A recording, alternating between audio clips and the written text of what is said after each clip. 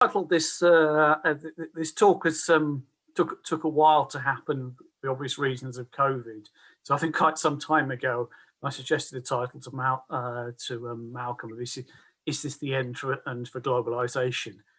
And so what I'm trying to do here is to try and step back and have a longer view. As apart from anything else, as Malcolm was saying, I have been working and looking at these things for some years now. So I feel like I've sort of lived with globalisation for much of my adult life. And we always wanted to take a longer term view and look at what was happening in historical context. We also think even at the time, but probably like many people at the time, we underestimated its impact, not just on incomes, but on inequality. So the patterns of the gainers and losers across the world. And try and step behind into globalisation, look at the forces that's shaping this to give us some sort of guide to the future, taking perspective on where we've come from. The more I wrote on this, the more I was trying to think about this, the more and more hesitant I was about. I don't think I should just sort of leave it there and not speculate about the future. But the other part of me just think speculating about a post-COVID future at the moment is a mug's game. So it's the old Niels Bohr quip that prediction is always difficult, especially about the future. So I'm sort of aware that it's sketchy, but perhaps it could be a good starting off point at the end to relate to more discussion. Questions are coming in thick and fast. I should be used to this. The rest of you may not be aware of it in being a professional economist, but Malcolm will be aware that economists are often rather uncivil. And if you give a presentation to other academic economists, they tend to sort of put their hand up and interrupt you within a matter of minutes rather than just listening politely until you finish. So actually just having people popping up in chat is quite mild and restrained compared to what one's used to as an academic economist. So I'm a bit sketchy at the end, including as I said, what the melting iceberg. The reasons have become apparent. I'm not going to call the environment the elephant in the room, because the elephant metaphor comes up in a moment in a slightly different context. So I called it the melting iceberg. So I'm conscious that I probably haven't done as much, but we can open this up in discussion about this of the longer term consequences in terms of the climate threat. But I'll try and throw things out there, and hopefully people can pick that up and discuss it in after the break. So that's what I'm trying to do. So I think so. When we started was probably at the start of when we were working on this in the 90s. Was probably at the start of what, in retrospect, looks like a hyper-globalization phase. But part of the problems that emerged in thinking about globalization was there was a widespread tendency at the time to regard what happened in the 1990s and the 2000s up until the global financial crisis as being the new normal. And we saw unprecedented growth in international trade, in cross-border investment flows, in financial flows.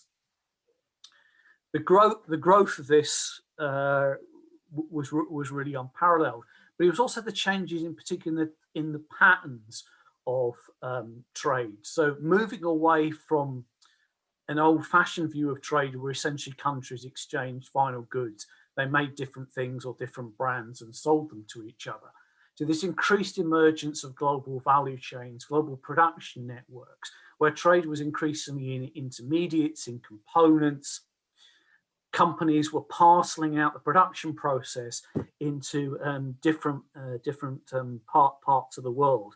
As ever with these things, I sort of take slides out and put them back in again. So I ditched the one of the Boeing Dreamliner, which has got different components and how different components of it are made in a whole variety of countries across the world. And what underpinned this hyperglobalization phase was a number of key changes. So part of it was in many senses political, and was the incorporation of large emerging economies into the world. China and the East European and former Soviet bloc economies, which are obviously in the transition phase from the old style closed communist system to integration to the global economy, but also economies like India, Mexico, and so on, which clearly hadn't had a communist system, but had very high levels of tariffs and protection, and in many ways had been largely separated from the global economy. So there was this political dimension of these epochal changes, the collapse of the Berlin Wall, the gradual process of reform after the death of Mao in China, and so on. There was also key technological changes at the time associated with information and communication technologies including obviously the internet, but other things that facilitated coordination, communication coordination of production processes across large distances in a way that had been much more difficult and costly to do beforehand. So it transformed the ability of companies to organize production networks for high skilled employees, the manufacturers, the designers, the coordinators, to operate out of home countries in the United States, in Japan, in Western Europe, as they spread out production processes into essentially further eastwards. There was some to Latin America, to Mexico and countries like these, but this is very much an eastward shift. It's gone to Asia, China, India, and other emerging Asian economies, and it's gone to Eastern Europe, key countries that have emerged into the global production since the collapse of the Berlin Wall and so on. And this has had a sort of paradoxical effect, which we'll look at in a bit more detail in a moment, on its impact on global inequality. And roughly speaking, first of all, what it's done is it has major impacts in reducing inequality between countries. So it has allowed key poorer developing countries to close the gap with the United States, Western Europe, Japan, and so on. And in what group is often roughly dubbed the new optimists. So this is sort of people like Steven Pinker, I guess the evolutionary biologist you call him, in the United States, and others who will say the trouble with the media is and popular discourse is Matt Ridley, the science journalist and former head of Northern Rock. So they will complain that the media and popular culture is forever obsessing on the downsides and the negative sides. But in many ways, yes, I haven't forgotten about Africa. Thank you for that. But in many ways, they would argue the world is getting better. People are getting richer. Poorer countries are getting richer. Life expectancy is growing, and so on. And during that phase, for considerable parts of the world, including countries like the UK, there was a sense that we were living in quite good times. So growth was sustained, unemployment was coming down, but this wasn't leading to higher inflation. This was what was dubbed the Great Moderation, or the nice non-inflationary continuous expansion era.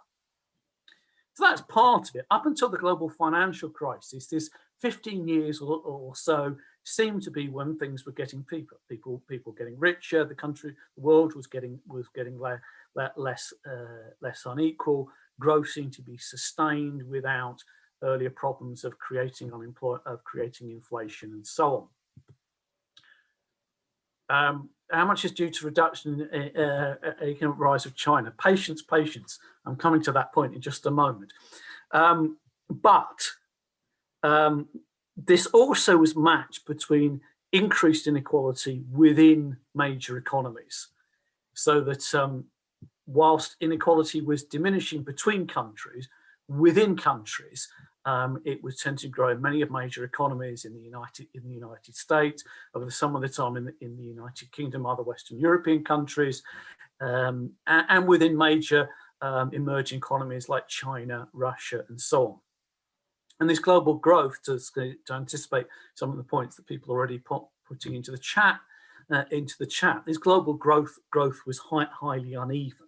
It was, as I think I've already tried to indicate, it essentially was an eastwards effect. The key centres of the new growth in here were in the emerging Asian countries and in key, by no means all, former East European, former Soviet bloc economies, broadly speaking, the more Western ones. So this is places like the Czech and Slovak republics and so on. The further east you go within the old Soviet East European bloc, many of those haven't done so well.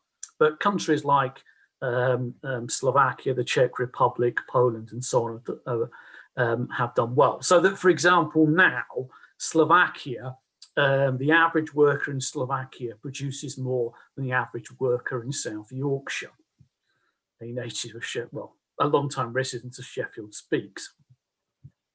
So to anticipate some of the points that people are already itching, so I'll get onto this in a moment. So this is, you can put. I've got endless graphs. I was trying to put into many here. Part of which I will come back to is quite a lot of the post-war revival of growth was only really taking us back for some decades to the position we'd been in on the eve of the First World War. So there'd been a previous phase of globalization. Yeah, thank you. I'll come back to the point about multinational companies. There'd been a previous phase of globalization in the latter part of the 19th century and the early 20th century, with many of the same ideas as I hope to come on to, and the same debates and discussions and controversies.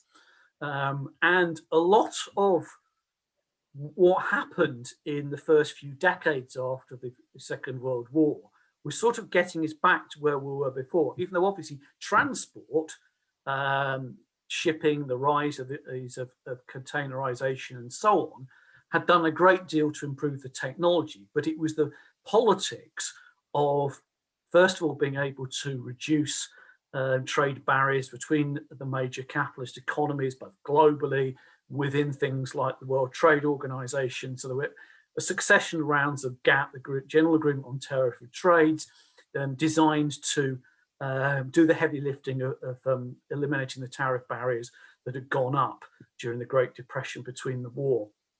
It was genuinely the case that one of the last of the GATT rounds was in Punta del Este in Uruguay, which I'm reliably informed has the best beaches in South America.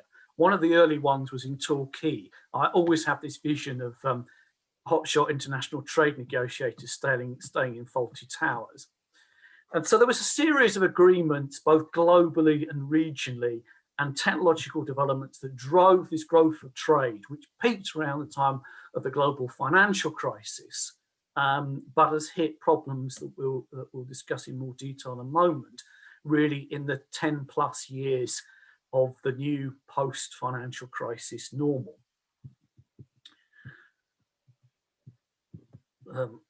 Now, my view is it's hard to overstate quite how significant the impact of these changes has been. And to put this into some sort of historic perspective, so part of me thinks this is the next diagram. This will just sort of tell you the nub of all the story I'm trying to sell, and the rest of it is just detail. So here we've got the what's happened to share of world manufacturing and share of world GDP if you take the G7, so the traditional largest advanced Western economies, including ourselves, so this United States, Japan, Germany, Britain, France, Italy, and Canada. And from the Industrial Revolution in the 19th century onwards, these economies have risen to prominence and dominance up until around 1990. And ever since then, their share of global activity and global manufacturing has dropped by really unprecedented rate. Even compared to the rise of Britain and then Germany and then the United States, this is an extraordinary shift back the other way. And this is down to 6 countries, essentially. So almost all of the shift in the share of global output away from the traditional advanced countries has gone to 6 countries, 5 of which are in Asia, plus Poland. Obviously, there are bits and pieces to some of the countries aren't there. So some of it's gone to Vietnam, some of it's gone to Bangladesh. Further in Asia, there's a bit going to Mexico. And further east, as I say, Poland is the dominant East European economy. There are significant parts going to places like Slovakia. So this is really a historic shift in the axis. A longer view, as I'll hope to show in a moment, is in a way, this is just a sort of reversal to the situation a few hundred years ago. Before the rise of the West, first of all Europe and then the United States, India and China played a far more dominant role in the world economy. So in some ways, we're going back to the situation there was before. So this tries to show this effect from around 1750. So this is just about when the UK's industrial revolution was going. You see historically the huge shares of world output that at the start of that process were still being accounted for by China and the Indian subcontinent. Of course, in those days it included what's now Pakistan and Bangladesh. And the rise of these countries, the rise of the countries like the United Kingdom and subsequently Germany and the United States, and initially the deindustrialization of, in particular, China and the Indian subcontinent, have subsequently, in a very rapid period, been dramatically reversed. With the comeback of China, to a lesser degree, India. India has much stronger trading advantages these days in services. Obviously, things as almost anyone who's ever done on a helpline will be aware. And there are things like, so Hollywood outsources a lot of CGI to the Indian Silicon Valley around Bangalore and so on. But there is a sense in which we're sort of, the gravity of economic activity having moved west to, first of all, the United Kingdom and Germany and so other parts of Northern Europe, and then subsequently the United States with the American century, is now kind of going back to where we were before, shifting back eastwards again. But I'm only slowly getting used to, I'm not sure how clear this is, I'm only slowly getting used to, because I'm used to sort of projecting these things on a big screen. So I hope this diagram is clear. This is from, essentially this is from work on the world's top 6,000 firms, but within that the top 1% and the top 10%. And 2 things have happened. One thing which is not immediately obvious from this diagram, but the leading firms have taken a greater share of output since the mid-1990s. So the largest firms in the world have increased their share of output and then increased their share of global profit. So of the top 6,000 world firms in the world, it's something like 10% of them account for 80% of the profits. But also there's been this big shift in terms of the patterns. So in terms of the top 1%, actually American dominance hasn't dropped very much. China has come from nowhere to have key dominance of world leading firms. Europe has seen a significant fallback in its share of the largest firms. There's more pronounced effects of this and some decline in the United States if you look at the top 10%. So the largest firms, which of course are dominant multinational firms that are operating across borders, are mirroring these shifts, as well as the rise to huge market power of the multinational firms, which are accounting for, as this trade is increasing in intermediate components and so on, this is taking place either within the multinational firms themselves, or at least with strong contractual relationships with suppliers. It varies a lot between the industries, the degree to which people use it, actually keeping it in-house within the same firm, or have contractual relationships with notionally separate firms, but there's long-term buyer-supplier relationships with this. So this is giving them tremendous market power, both over the final goods and services. So in here are, of course, the big tech giants out of the United States. And one of the problems, I think, going forward, I was doing a version of this sometime before the pandemic to both academics and then the Vienna Chamber of Commerce in Vienna. And this is all about the rise of China and all of this. Because so the first question I get afterwards is, so what about this Brexit? I think my face dropped at this point. I go to Vienna to talk about China, and the first thing people ask is Brexit. Is there no escape? He did get me a beer after asking that question. And one of the issues, I think, here, if you can look at the decline in Europe, one of the problems that Europe has, Britain's kind of a bit ambiguous on this, is a very focused on the European market rather than global markets, and also quite a heavy bias towards legacy industries, cars, chemicals, and so on. So as I think we know, Europe doesn't have much of a hold in the new tech firms. Now, that's had profound impacts on global inequality. So I hope I'll get to this. One of the questions that was raised earlier about, well, how much is this due to China? So this is from economist Branko Milanovic, we'll refer to one or two bits of his work, that he has this three concepts of inequality. Concept one, inequality, is simply what's happened to inequality between countries, average income per head. But this is unweighted. And what you can see is the world became more unequal over the post-war period. So actually the poor weren't on average converging with the rich. It stabilizes a bit from the 80s and 90s and has been falling back in this century, a lot of which actually that's the India effect. Concept two takes average income per head, so it makes no allowance for inequality within countries, but it weights countries by their population. So in concept one is just counting Senegal as the same as China, as it were. They're just each countries, even though they're very different sizes. So concept two, inequality, looks like it's going down and down really from 1980 onwards. But then if you look at the concept two without China, you see until you get into the 21st century, this is basically a China effect. It is overwhelmingly driven by the fact that China is catching up with the rich in the world. As India really starts to accelerate from the 2000 onwards, and that starts to kick in, and in that sense is a bit more widespread. There are attempts to sort of project it. So how can we work out what is happening to inequality for all the citizens of the world?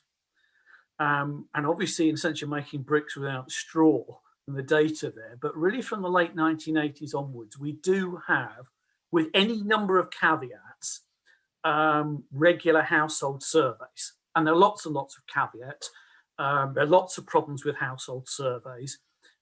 If you aggregate them up, they don't come to the same numbers as we do from other economic data. So we know they're unreliable. We know they undersample the rich and things like this. Nevertheless, from the late 1980s, countries across the world have regularly surveyed incomes of different households. So you can get some sort of idea about what is happening to inequality amongst all the billions of citizens of the world.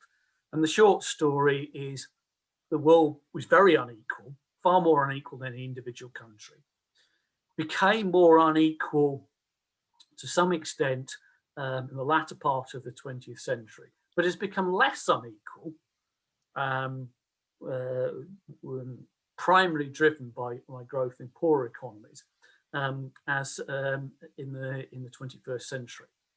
Now, to put a bit more flesh on the bone, this is what, if you look at this in a certain light, this is what's been called the elephant graph, because it kind of looks like an elephant with a hump and then the trunk at the end.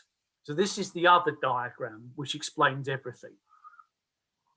And in a way, I could sort of do this, and there's another version of it in the next slide, which is post-crisis. So what this does is on the bottom axis, you have the world income distribution. So we're essentially taking the household surveys that we have from the poorest to the richest in the world. And on the vertical axis is how much by their income has grown by.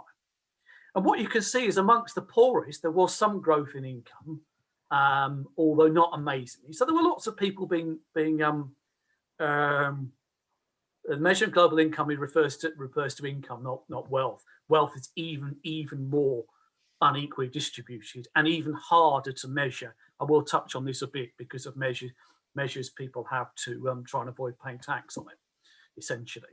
So the very poorest in the world did benefit somewhat. But a lot of the poorest countries didn't actually grow that fast, particularly ones in Africa.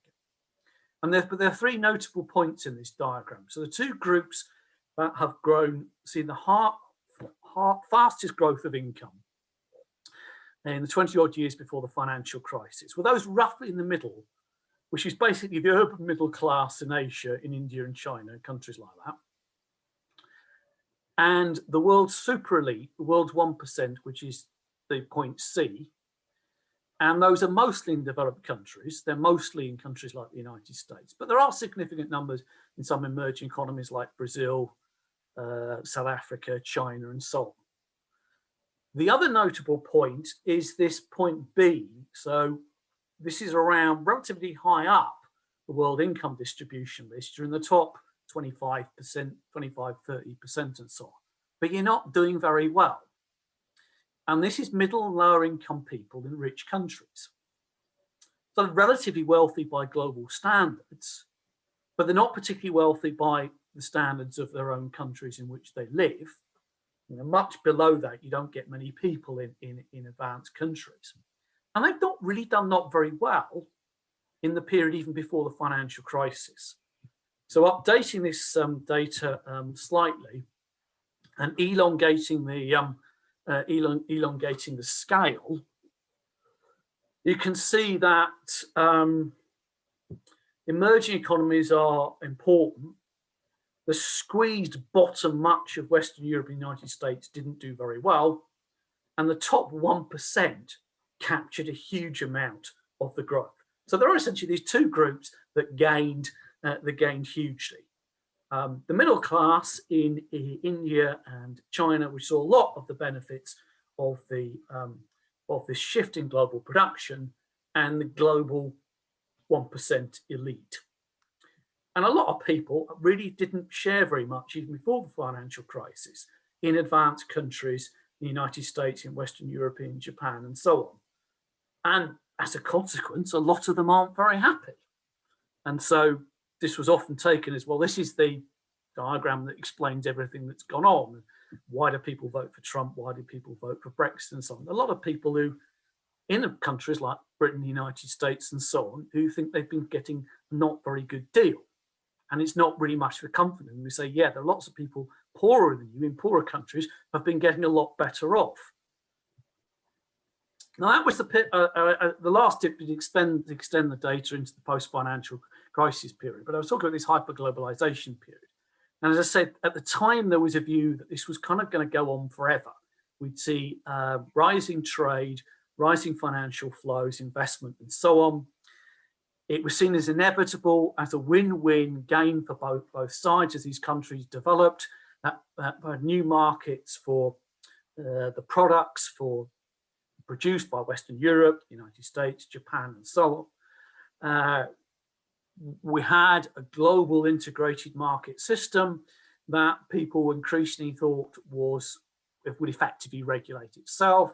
The era of deregulation pursued by governments like the Democrats in the United States and New Labour in Britain. It wasn't just a purely free market right-wing agenda, and everything looked fine. And then, of course, as we know, a bit over in September 2008, over 10 years ago, it all came crashing down in what at the time I thought was going to be the biggest economic development in my adult lifetime, but I may have spoken too soon. And to put this historical context, the post-war period had been quite good at keeping these things at bay.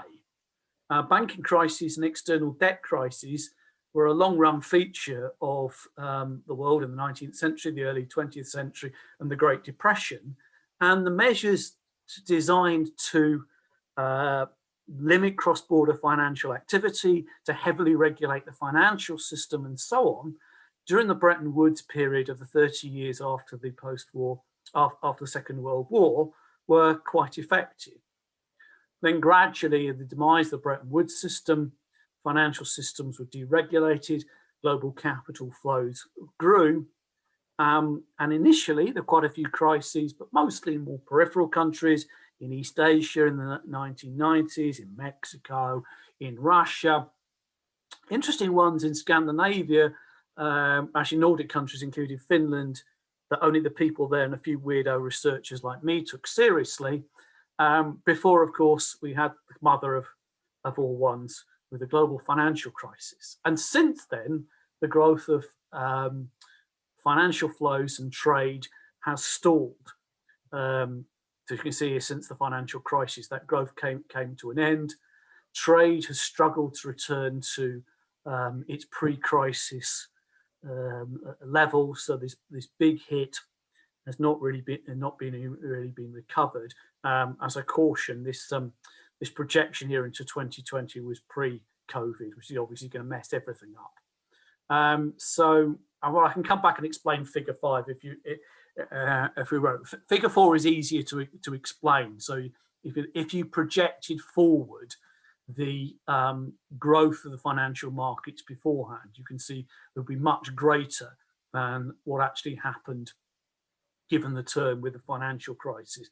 I can come back to 5. I'm never entirely sure how far I want to explain even to my students. For the one on the front, the basic idea is, if you have an economy that can't borrow or lend to the rest of the world, since you have a closed economy, then investment has to equal savings, just as a matter of national income arithmetic.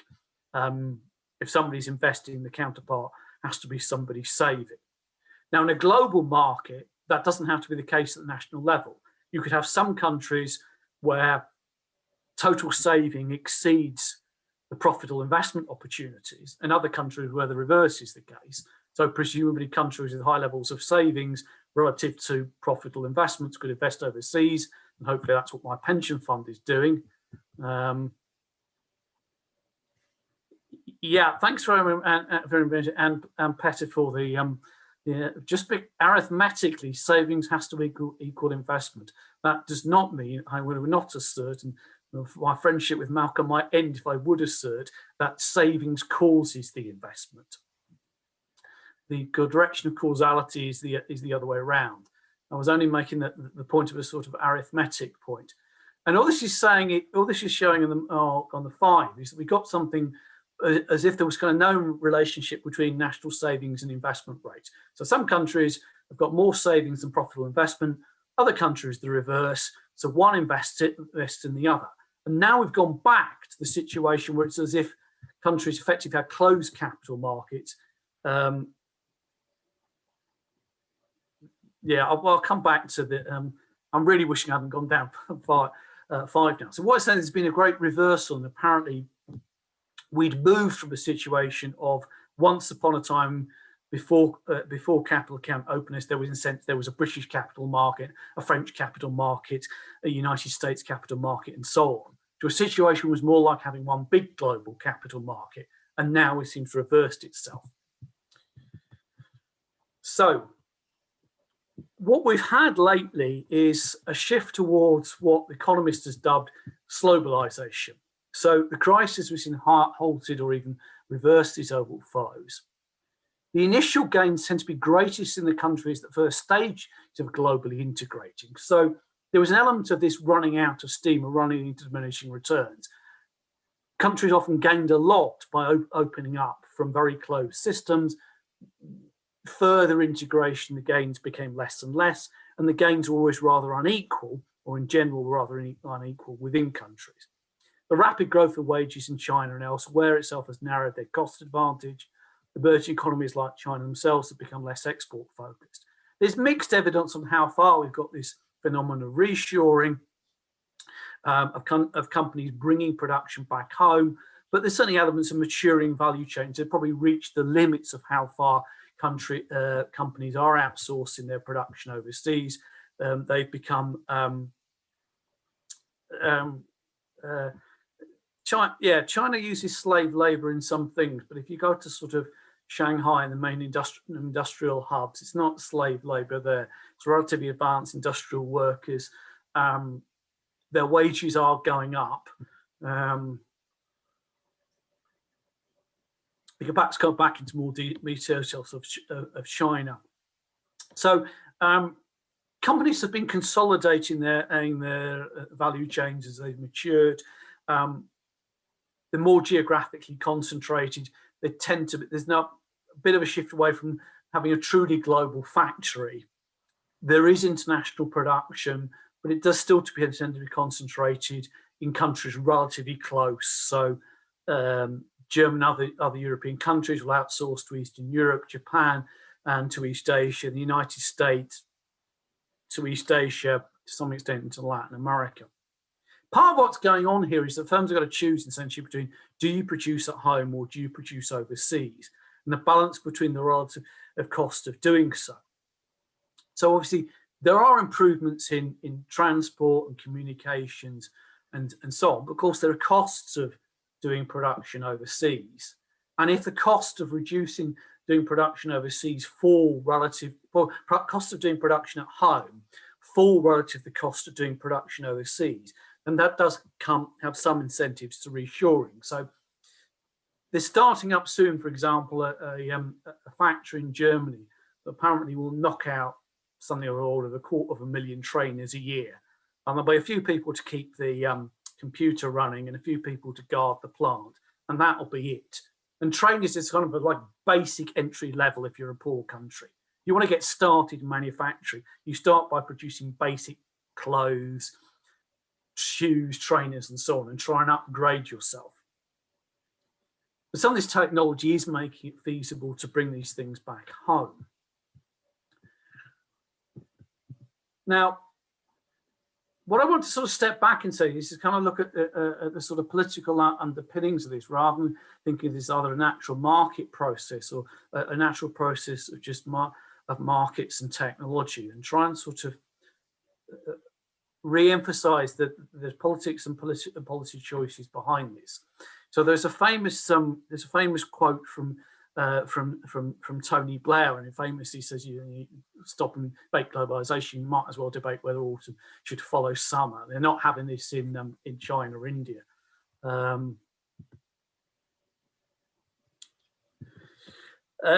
also sort of the latter. I was looking at this quote again because I'm going to tease you in a moment and give you a quote which you can probably guess because I'm teasing you is from longer ago than you might think at first glance. Some of the bit at the end where he says there's no respect of reputations, no custom of practice, unforgiving of frailty. Part of me thinks this language probably unconsciously echoes what an earlier socialist in the mid-19th century was writing. There are passages in the Communist Manifesto about global capitalism. They're a bit like what he says at the end. And on the other side, there was John Redwood wrote this book, The Global Marketplace, which is the same sort of argument. There is no hiding place.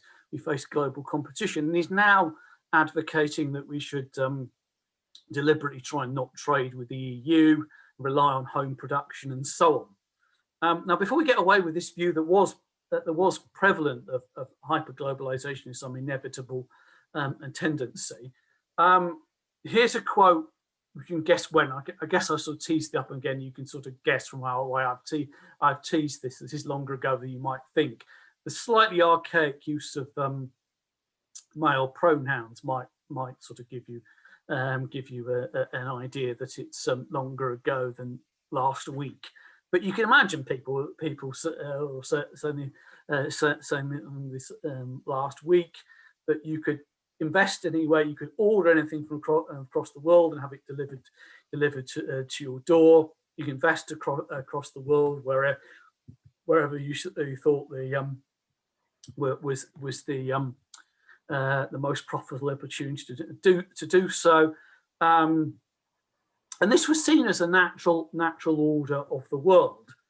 If I'd gone on with the quote, there's one important bit which I'm not going to discuss in as much detail as I should, which is about the ease with which you can move around the world. And this was Keynes writing in 1919 on the position before the First World War, and also making the point that at the time this was considered natural and would simply carry on indefinitely. And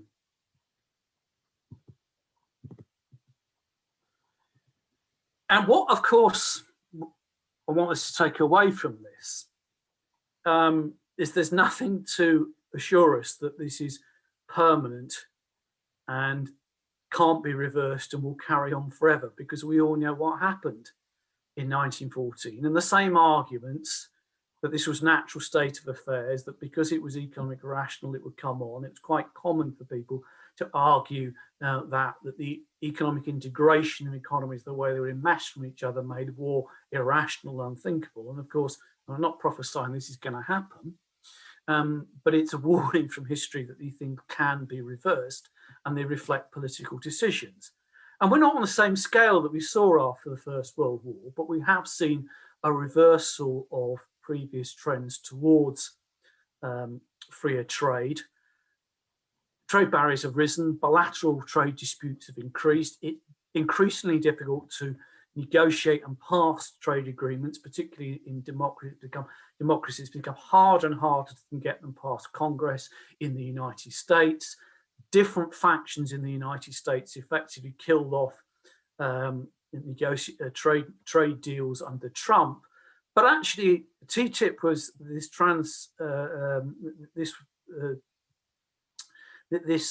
putative trade agreement, that Trump killed off, was also enormously unpopular in parts of Europe. There were huge demonstrations against it in Germany, for example, of people who I'm sure loathed Trump with every fibre of their being. But the patterns, it's both the patterns of the winners and losers are out of this, but also the implications of trade agreements. The World Trade Organization itself is in trouble. Its global negotiations are stalled because it's notionally a one member, one vote country, and the main countries of the global south have got together and shown their power on this. And they've come across resistance from advanced countries. The appellate body, which rules on disputes, people can only serve for a certain length of time, and they're not getting replaced. So it's running out of members. And because the United States have blocked replacement members, and that was happening under Obama, it wasn't just under Trump. And it's both the patterns of gainers and losers can get fed up and politically organize, but also that if we move away from getting rid of tariffs and all things are doing GATT, this deep integration of taking agreements, trade agreements, into areas that traditionally that of national politics, like regulations and standards. Think of all the stuff, discussions about chlorinated chicken, but also whether it would open the NHS up to foreign competition if we did a trade deal with the United States.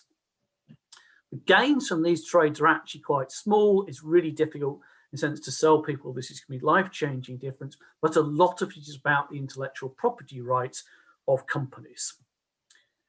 I'm going to sort of speed up a bit. So to reiterate, I think the impact of this on global distribution has been profound. There's evidence of convergence in wages in manufacturing and other tradable sectors, which is consistent with our general pattern. Inequality has fallen between countries and risen within it. But also what you've got in both developed and emerging economies is job polarization between the sectors that are dynamic, technologically advanced and tradable, and low-wage domestic market services. This used to be thing was a characterization of developing countries. It's now increasingly characterization of Western countries as well as developing countries. You have a sort of dual two-sector economy. Some people clubbed into global economies, others doing very low-wage, low-tech jobs. They may be valuable. I mean, the COVID made us to revalue people who do care work, but currently it's a low-pay, low-tech sector.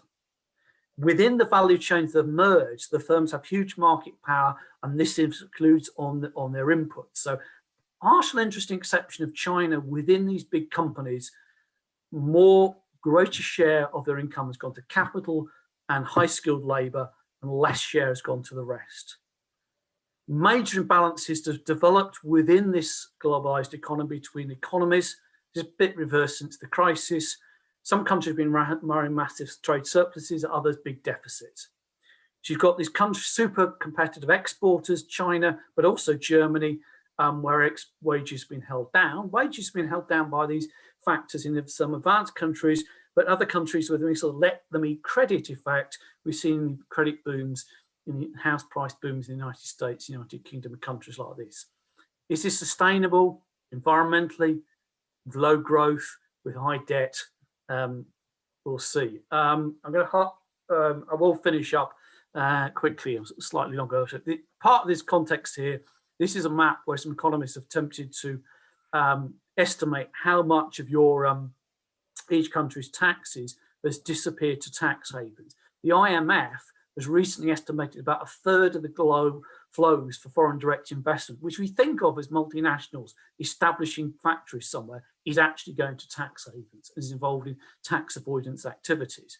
You can see several of the tax havens, including Ireland, the Netherlands and so on, are inside the EU, as well as the ones you can see the Caribbean, various other offshore places that we think of as being tax havens.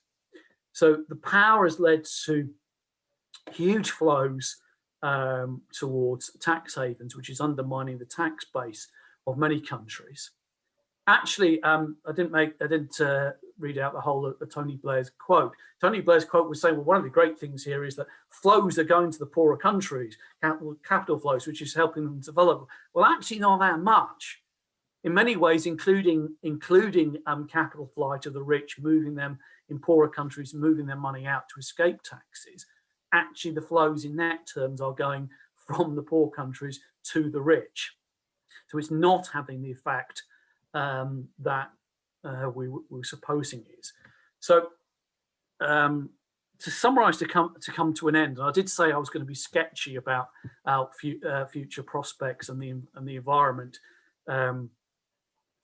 Also climate change. So the hyperglobalization phase, which we talked about as inevitable, was past. And I think if we look passing to over this ahistorical perspective that sees it just as a natural output of markets and technology, decisions still matter. When China and the others opened up, they opened up in the integration in the global economy, but they did so on their own terms, not on the identikit so-called Washington consensus terms. But better or worse, I mean, you can regard that as being good or bad, as them playing the game cannily or infringing intellectual property rights. I'm not making a moral judgment about it, just pointing out that they didn't do it in the conventional way. As I said, the evidence on how far there is reshoring is variable, but there's not very likely to be a major reversal. The rise of countries like China is not going to suddenly reverse itself. These big changes are not going to be dramatically underpinned anytime soon. And as actually economists always knew, but I'm often a bit shy about pointing out, these processes produce winners and losers.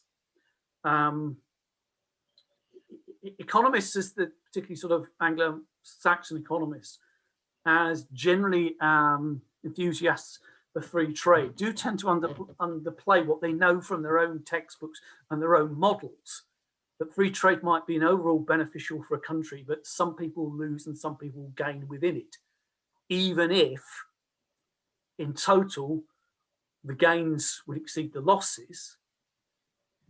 The problem is, historically, a lot of countries, when trade grew, were able to have welfare states, progressive taxation, all these sorts of things that, in a sense, in a rough and ready way, meant that the gains were shared. It wasn't just that the winners gained and the losers took the hindmost. But many changes, and particularly as I suggested around capital market integration, have undermined the basis to have that sort of welfare state settlement. Now, COVID is obviously, in one sense, is a crisis of globalization. It just shows how integrated we are, how linked we are, the impact economically, as well as in terms of our health. It's probably likely to accelerate trends towards digital trade and communication, which itself, the next big phase of globalization, could be to make services much, much more tradable with effective digital trade, communication, translation services. The quote from Keynes, I didn't go into detail earlier, does have this element of which an Englishman could walk out anywhere in the world, and as long as he talked loudly and slowly enough, they would understand. Increasingly, translation software is getting effective enough to do that. This may help to ameliorate transport CO2 emissions. None of us drove to the meeting tonight. Malcolm and I were talking a bit beforehand about whether academic conferences are going to go the way. People differ on this. I'm a bit skeptical, and people insist that face-to-face contact in business is really important, and you can't replace it with these technologies. And business travel is really important, putting together. I have to say, for various reasons, I'm somewhat skeptical about that argument. But it may be that because things like business travel and transport, both air transport for goods and sea transport for goods, which really does the bulk of the work for transport. And the companies are aware, shipping companies are aware that they're significant contributors to CO2. So they're doing what companies do in these things. They are trying to make moves to make them more environmentally responsible. They're also doing a lot of stuff trying to downplay their contribution relative to others. But transport is particularly hard over long distances to decarbonise. And so this does offer some potential to do on a bit of a note of optimism that maybe could move to ameliorate transport CO2 emissions. I admit I've not, as various people I've been broken in the chat, discussed the climate impacts as much as I should, but we can perhaps come back to them questioning. I think we probably need to take a break at this point. Okay, Jonathan, thank you very much indeed. I suggest we do take a break. It would also be, I think, useful if people could put their questions and comments into the chat. Quite a few of you already have, and to some extent, Jonathan's answered some of those as he's gone along, but I'm sure many of you will want to raise those specific questions more thoroughly.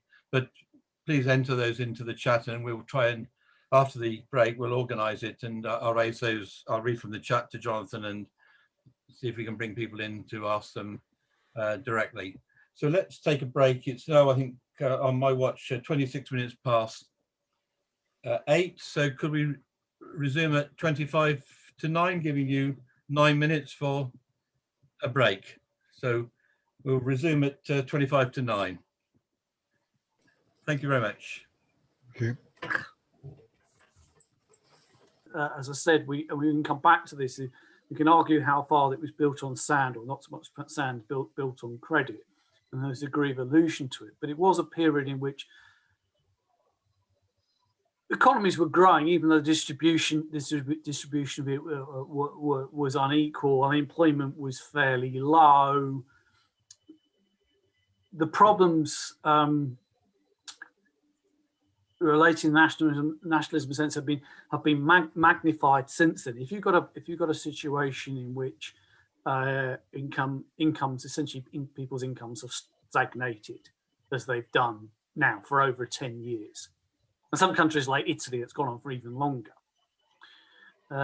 then it's harder to take the rough with the smooth. Whereas before there were these tensions, but to some extent it was in the context of people were getting better off.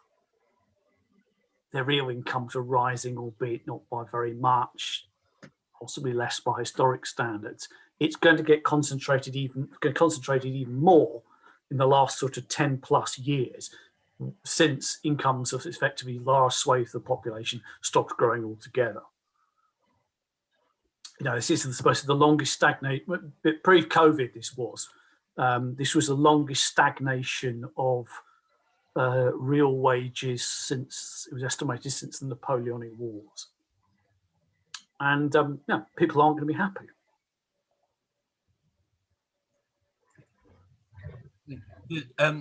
I apologize, I don't know your first name, but someone under the using Chris Bem, I think is the name on the messages asking a number of questions about particularly relating to, I think, Anne Pettifor and debt. Would you like to put your question? Okay, the question I've got is that Anne Pettifor actually says something which I hope you don't, Jonathan, don't take it as a criticism, but she actually says that so few people actually have any understanding of the production of money. And this is one of the things, is that most people think that when we go to the bank, we're actually taking things out of the bank because somebody's put it into the bank. This is actually completely wrong, and this is one of the changes in the banking system. From in fact, it goes back to the sort of the reforms in Florence, Holland, and particularly the 1688, the revolution, the Golden Revolution in Britain or in England, and the formation of the Bank of England. And that was about, and this is a bit about double accounting. And for example, and I just, so the question is that very few, okay, I'll give you, the question is to you, where does money come from? Well, I think I would largely have a horrid feeling her book on money is one of those that I've got saved on the Kindle because it was on cheap offer. Like a lot of books, I haven't got round to reading. I thought the lockdown actually I'd get more reading done, but it hasn't happened. So I think I would largely agree with her account. The notion that banks sit there and wait until somebody comes along to deposit something before they lend something out is erroneous. Banks effectively have the power. So if somebody turns up to a bank and says, so if we come back to this, what we were discussing about savings investment beforehand, if a firm, let's say, turns up to, or you're trying to start a business, and you turn up to a bank and say, I've got this idea to start a business or to expand my business and so on, and you convince them your plans are sound, they're not going to turn around and say, well, we'd really like to help you and lend to you, but nobody's actually come in and deposited any money with us recently, so we can't. They will lend you the money. They will make a loan, and then you use that loan to buy your raw materials and pay your workforce and so on. And assuming that the bank and you have made a good bet, you will presumably at some point make enough money to pay back the loan. In that sense, I mean, she's right. Banks are creating money out of thin air, and that lubricates the system. And it is mystified by people who think that banks have to somehow wait until somebody deposits. It's mystified by the. I try not to. I do know people are getting to spats, but there are the sort of, you like the gold bugs, the people who think that the production of fiat money, so when money is no longer tied to gold towards ever, has been the key step in the decline of civilization. We need to find our way back to it, and this doesn't hold up. I think you also put in the chat that one of the consequences of this is that there's been huge creation of credit and debt. There was a report a few years ago. I mean, there's lots of things I could have put in and didn't. Actually, it has a bit of an updating, which is called debt and not much deleveraging. So part again is probably the discourse is that whenever people talk about debt and national debt, all people think about is the outstanding government debt. And we don't think about company debt, and we don't think about the debt of the banks themselves, and we don't think about household debt. And that ballooned in the run up to the financial crisis. And the degree of consolidation of it since has been distinctly limited. There has been some, and some in the household sector and so on. And it doesn't matter intrinsically, as long as you think by and large it's going to get paid back. So the distributional issues, because I won't say I want to put a figure and say, well, how much debt is scarily high, and how much is would be nothing to worry about. And the figures do seem scarily high, but it's more a question of what the projections are of, is the outstanding debt likely to be serviced or not? And if not, then how are we going to deal with the fallout of those who don't get their money back? As I say, I haven't, obviously everything's messed up by COVID. I haven't, so the last sort of update to this, what's happened to debt and deleveraging since the financial crisis, I haven't seen. The company sector is weird because there are companies that borrowed huge amounts of money and there are companies that are sitting on huge surpluses.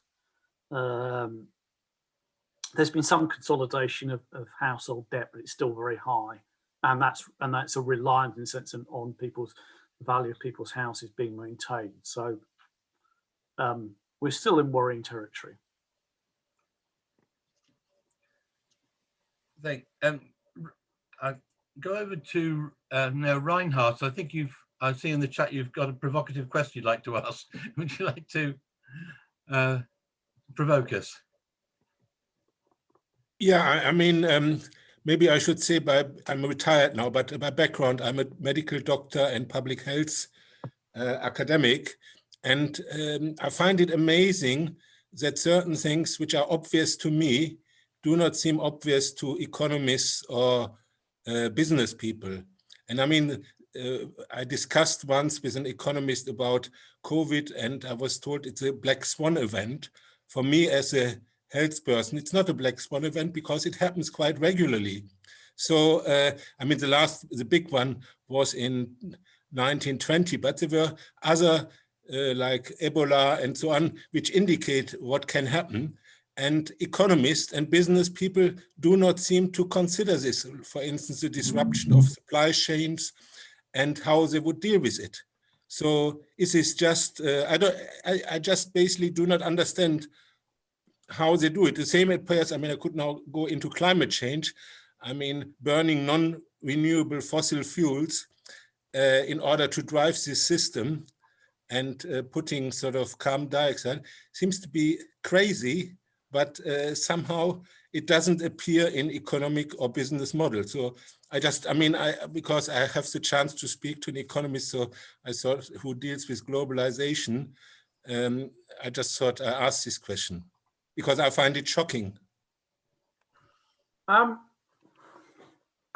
maybe this is part of the sort of shift from west to east, because my impression is that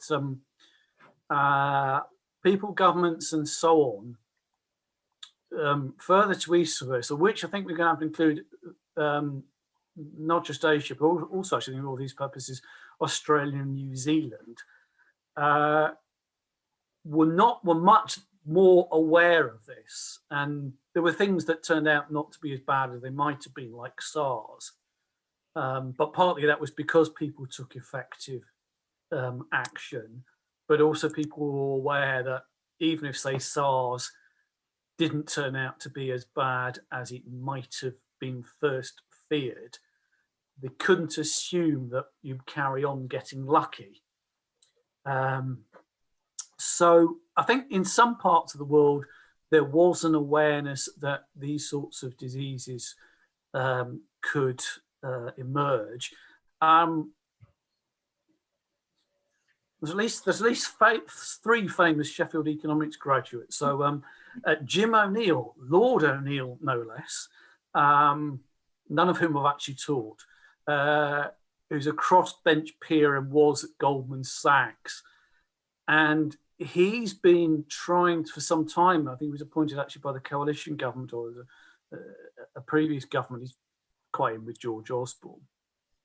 So we're not so much about these sort of major pandemics. What he was worried about is the growth of drug resistance and partly the slowing down of medical innovation, but also the incentives facing the major drugs companies, and in his view has led to an underinvestment in, I mean, you know, to deal with that, you need to sort of do, in his view, I think, as I was saying, you need to do just blue skies thinking. You can't just think, well, certain key diseases are becoming resistant to drugs, so let's just get the next drug along that might knock them on the head, because that's not going to be a long run solution if you keep breeding resistance. So there has in some economic circles been an awareness that there are potential major challenges, and we kind of know that with integration and so on, these things will that these things will spread globally. I mean, I'm not just talking about the preparedness like New Zealand, but I don't know whether many people on this chat are aware that most of the protective equipment worldwide is produced in Wuhan, in China, where we don't know yet, but this epidemic originated. I mean, this is in some ways the worst case scenario. So, I mean, if you globalize trade and produce in a few places, I mean, there's all this talk about resilience, but obviously you make yourself very vulnerable to these sort of events. And for me, this seems to be obvious, but I get the impression it's not considered in business models or in economic models that you pay a price for this sort of hyper concentration of production and trade along supply chains.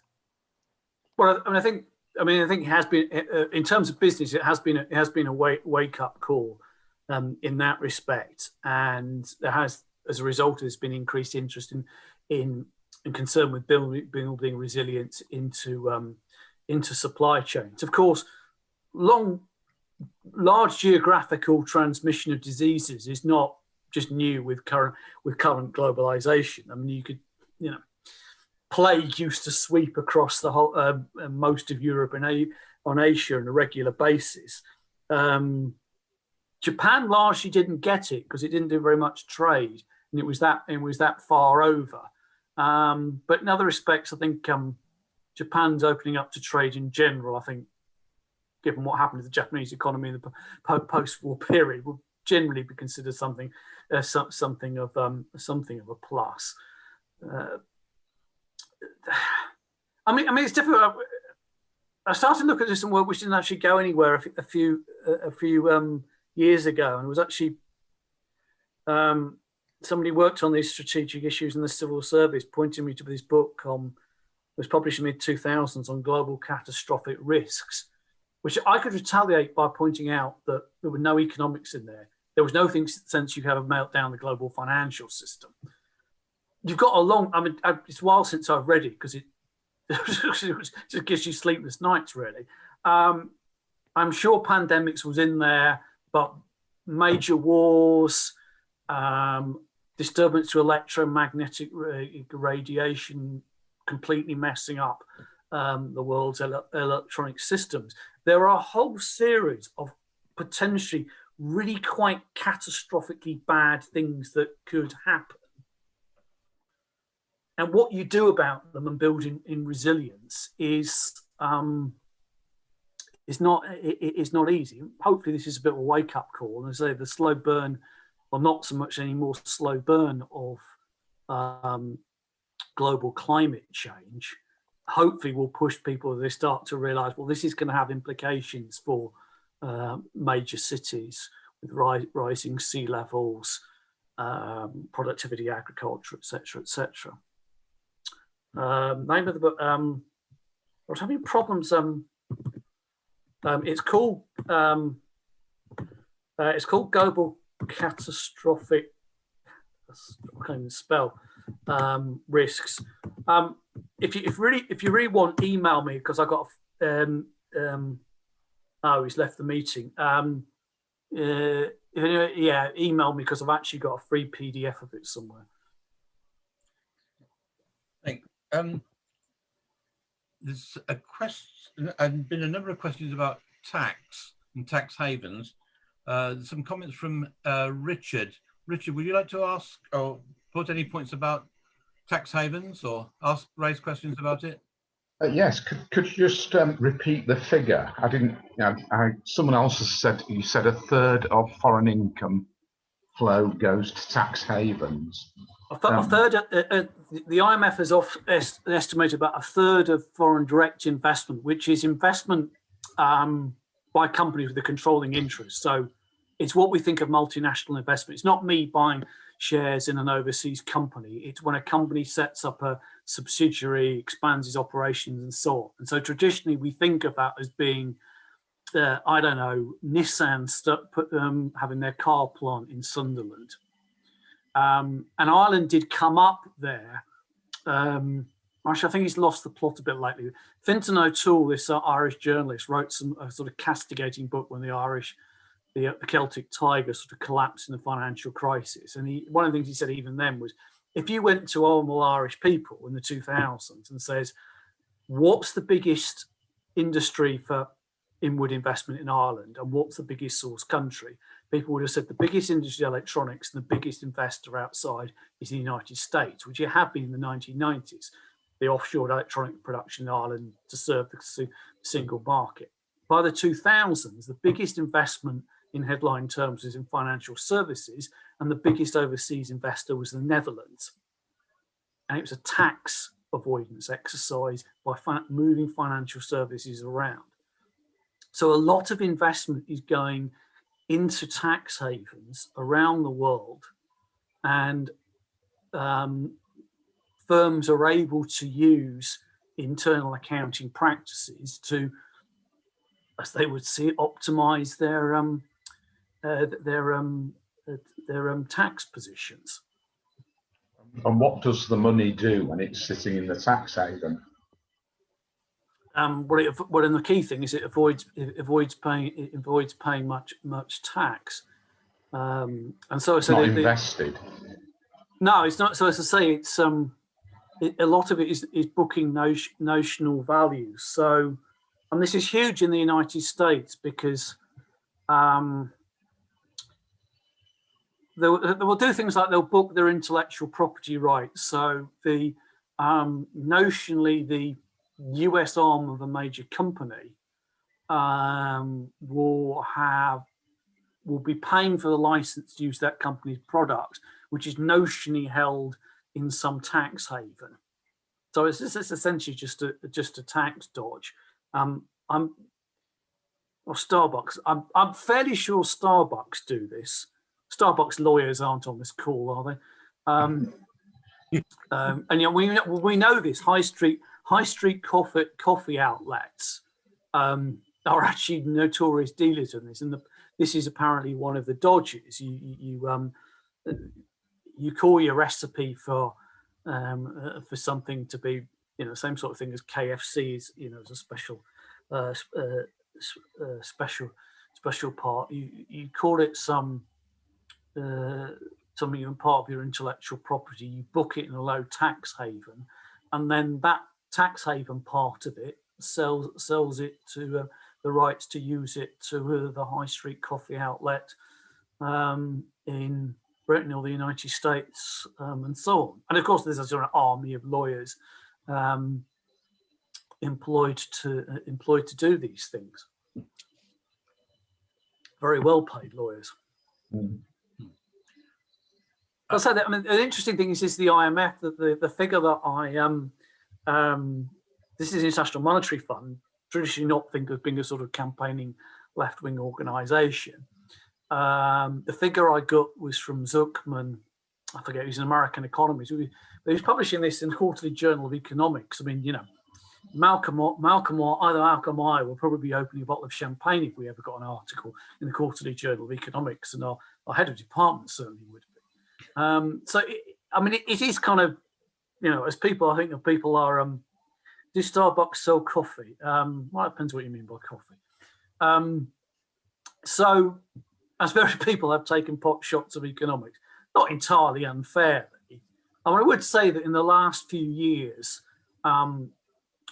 economists have taken more interest in things like inequality, in what's happening with tax havens and so on. These issues that lots of fairly conventional economists didn't take seriously or bother investigating a generation ago are actually more on the agenda now. Yeah, well, Amazon, I think people know about. Whichever subsidiary you've sort of been notionally ordering your product from Amazon through is being done for tax optimization reasons, if you want to put it in those terms. Liz and Martin, I think I see you've been making a number of comments in the chat room. I'm sorry, I've lost some of them, but would you like to put any questions or comments related to the points you've been making in the chat room? I think the thing about the Starbucks selling coffee is just the disgusting stuff they produce, not to mention KFC stuff. I'm going back to what Reinhardt was saying. He was talking about what economics can do and economics can't do. And I still think the big problem with economics as a whole is it's not physics. It hasn't got that, because it's more complicated, by the way. That's not a being funny about it. Economics has got far more variables than physics.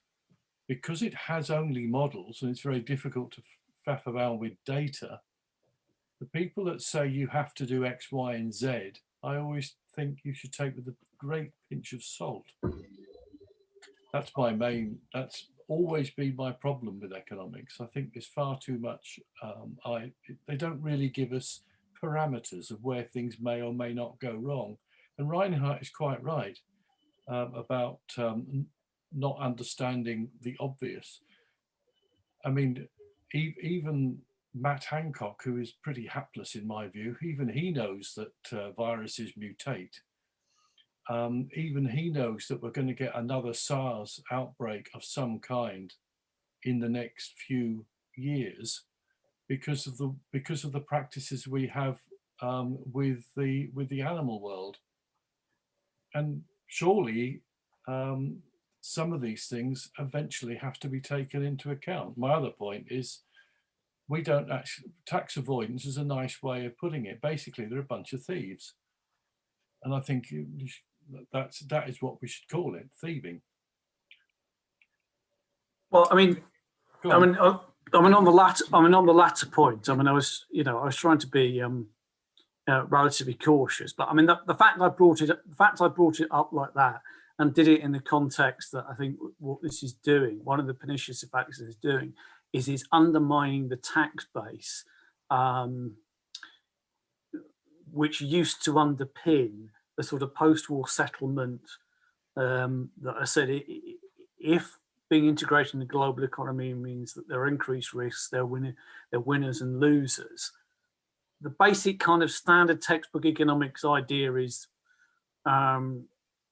you think of something as improvement if in principle the gainers could fully compensate the losers and still be better off. It's never practically possible to do that precisely, but you think something like a welfare system funded out of progressive taxation does kind of do this. So yeah, I was not in any sense defending this. And there is an agenda there, see what you do about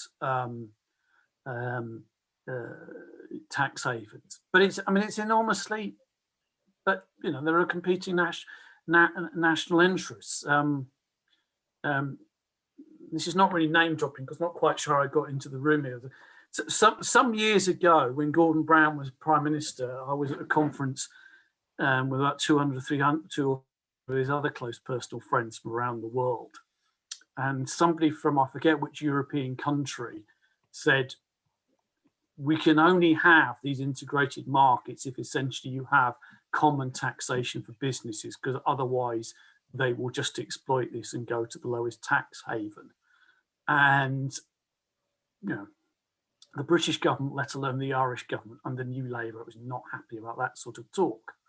It's very hard to get, famously, when Oscar Lafontaine, the then German finance minister, said much the same, the Sun labelled him on the front page, the most dangerous man in Europe. The notion that the Europeans could tell us what tax rates we could set. So it is very hard to get this sort of we don't have the structures that allow effective international cooperation and coordination within governments to do to deal with that. Going back to economics is not physics. I mean, it's like another friend is a retired physicist. Actually, it was last time I did a presentation which he got me to do, it was on the Green New Deal. He was being relatively well behaved then. Last time we went to cricket together, he made some comment about, he thought that physics had equations which had been tested against reality to destruction and found to be robust, but he didn't think the same thing was in economics. And I sort of said, I'm off duty now, I'm not rising to that one.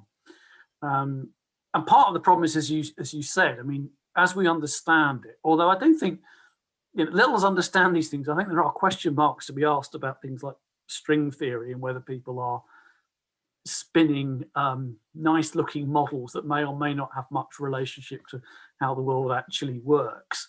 So I'm not sure physics is as innocent of the problems as you suggest, but that would be pretending I really understand superstring theory. It is partly what you say, that we believe, and a lot of evidence to suggest that there are mathematical laws in some sense underpinning the movement of everything from celestial bodies to subatomic particles, even though there are all sorts of weirdness to it. Human beings can't be pinned down. To some extent, we are actors in this, and most of us jobbing economists not very much. But now I think when Paul Krugman, the American economist, got his gig right for New York Times, he kind of had to give up some of his private consultancy activity simply because he could write something in the New York Times and that might affect what investors would do. So even as economists in our own small way, we might actually affect the things that we're studying. It is difficult to, in a way, it's part of the point I was trying to make about the whole globalization thing. People take trends, they extrapolate them, they see the world operating a certain way and think this is a natural way and it will carry on. And human societies don't really evolve and work like that. Both internally, that they involve themselves, and of course they get hit by these shocks in a sense we should have seen coming. There was always this is a product of industrial food farming. That there's a really brilliant economic historian, Adam Tooze, who wrote the best book on the financial crisis, and apparently at the moment he's working on a quick book on the COVID, but he's also basically supposed to be writing a history of the climate crisis. And it's all about these things: the rise of industrial farming, globalization bringing people together.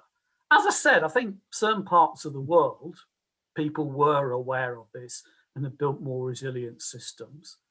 Economists did do work trying to understand and ameliorate the impacts of HIV, which is a huge impact on Africa. And there has, as I said, Jim O'Neill, we're aware that there are some potentially scary scenarios down the road with what's been happening on emergent drug resistance. And we haven't necessarily got the incentives right to do the sort of research that would meet those sorts of challenges. So, there are voices in the room for economists who are aware of these problems and trying to do something about it. It's the Karl Popper thing, isn't for any legitimate science, its theories have to be potentially falsifiable. Yeah. Well, yes. What do you want to say? Yeah. I agree. I've got. Sorry, go on. No, I was half getting this one. COVID debt is not a problem because interest rates are very low. Just paid back debt from Europe and so on. We paid enormous debt to slave owners at the end of slavery. I think I'm fairly sure it is actually factually the case that some of the war debt has finally been paid off. I guess I'd say this. I have this strange tale. how I became an economist rather than something else, or rather what I imagined I was going to be when I was younger. And I do remember having a conversation when I was actually quite young, a very conversation between my father and his mum. And she was basically saying, oh, if I had a debt, I just want to pay it off. And she said it was appalling that people were still paying off the debt for the war. And I remember thinking at the time, well, wars are quite expensive things. And you spread out buying a house, it just sort of spiraled from the conversation about mortgages. Mortgages is quite a long-term debt that you take out to buy a house. Fighting wars is clearly an extremely expensive operation. It would kind of make sense to pay it back over a long period of time. At the moment, and on all indications for the likely future, interest rates at which advanced governments can borrow at are incredibly low. And this gives them an extraordinary degree of freedom for manoeuvre. And the constraints seem to be more political than to do with any economic circumstances. Can I think we switched direction a bit. It goes back to a question from quite a long time back in the chat room. Priscilla raised a question about the World Trade Organization. I wonder whether, Priscilla, you'd like to put that to Jonathan.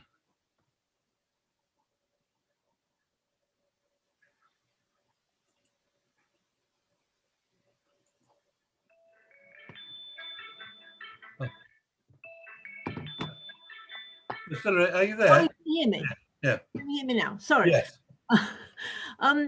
This ties in with the question before about tax evasion and so on. If you're going to have a world trade system, you need to have some sort of rules, because there are there are things that like dumping steel. I don't quite know what dumping is, but these things go on, don't they? Dumping of steel, dumping of sugar, etc.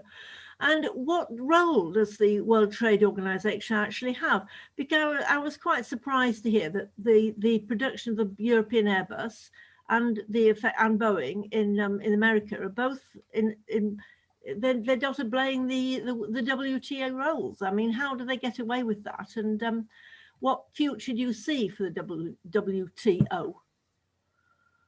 Okay, I mean, dumping just to start with is simply when effectively one producer, one country sells product at below cost.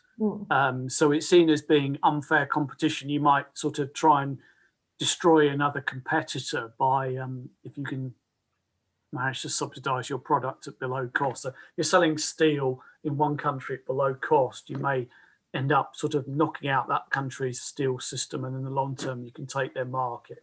So it's seen as unfair competition.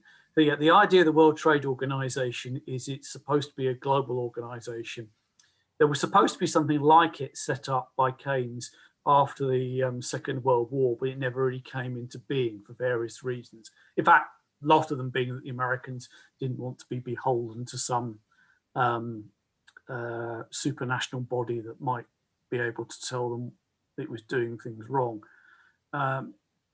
So it's supposed to be, I mean, it's not actually a very large organization, it doesn't have a very large budget.